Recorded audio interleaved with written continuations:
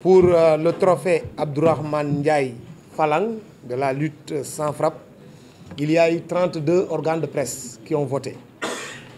Donc pour la saison 2022-2023, en troisième position, il y a Ngor Niakh qui a obtenu 83 points.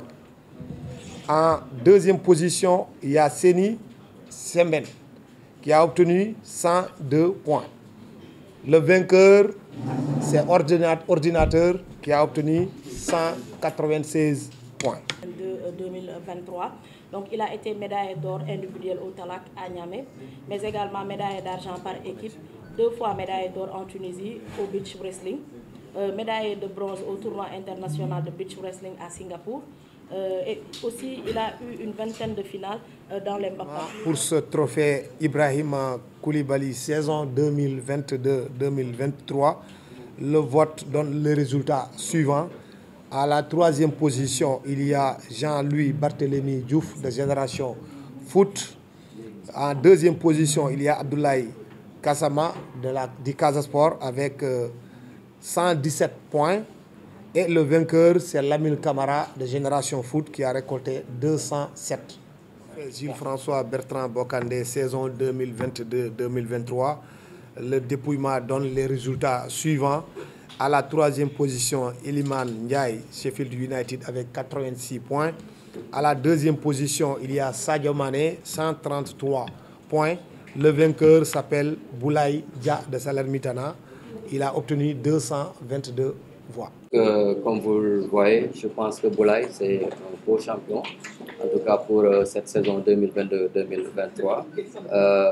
Il l'a mérité parce qu'il faut considérer que Boulaye, il arrive dans un petit club comme Salernitana, donc, et il porte en tout cas cette équipe avec voilà, la difficulté qu'on connaît dans ce championnat italien. Il nous fait 16 buts, c'était la saison en tout cas de feu, où en tout cas il arrive de Villarreal. On pensait que, alors avec Salernitana qui n'était pas vraiment une foudre de guerre, que ça n'allait pas être une bonne saison. Et finalement, c'est Boulaye qui porte cette équipe et qui en tout cas réussit le maintien. Et d'ailleurs, c'est après cette saison-là qu'il a commencé à être convoité par les grandes écuries. Et on a vu la suite, la saison suivante, en tout cas, ça n'a pas été ça, puisqu'il était en bras de fer avec cette équipe parce qu'il voulait partir. Après lui, on a Sadio Mané, naturellement, bon, qui a eu une saison pourrie, excusez-moi du terme, avec le Bayern de Munich. C'est la saison de sa blessure, il a eu du mal à revenir en tout cas.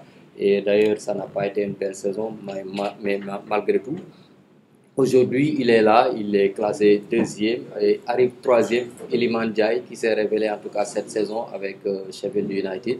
Ils ont réussi la montée et puis avec ses 22 buts, des buts parfois venus d'ailleurs, des buts parfois très magiques.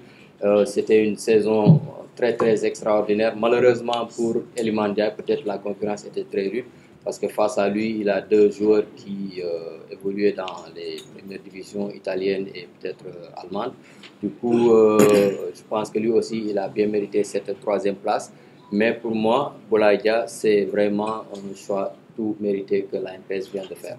Donc pour revenir sur les résultats que Fatima vient d'annoncer tout à l'heure, les rédactions ont porté leur choix sur... à la 3e position, les rédactions ont choisi Anta Sambou, lutte olympique. Elle a obtenu 60 points. Au niveau de la 2e place, il y a Bokar Diop du Taekwondo. Il a obtenu 103 points. Et le vainqueur, c'est Mbagnick Ndiaye qui est champion d'Afrique de judo avec 295 voix. Effectivement, Mbagnick, comme on le sait tous, c'est notre poids lourd du judo.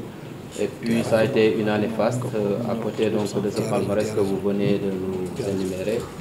C'était une année olympique. Il était aux Jeux olympiques Paris 2024 où il a fait en tout cas mieux que sa dernière en tout cas, participation à Tokyo.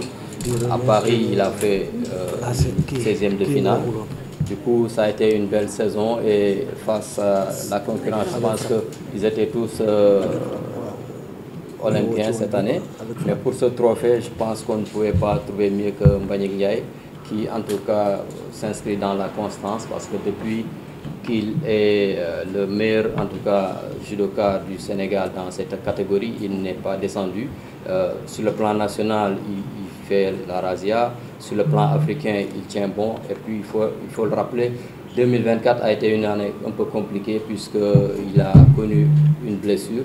Après, il est revenu peut-être pour se qualifier aux Jeux Olympiques et aller peut-être faire cette performance un peu passable à mon avis.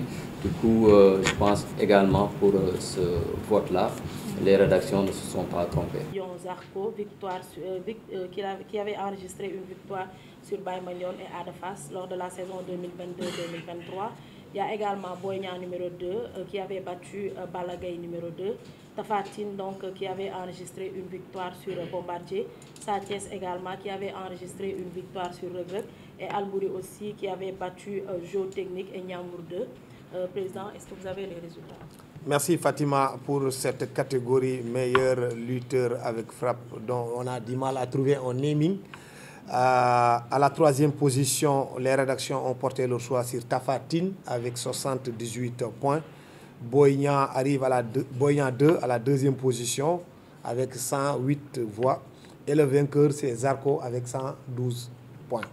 Zarko, donc, qui avait battu lors de la saison 2022-2023 Baye Mandione et Ada Fass.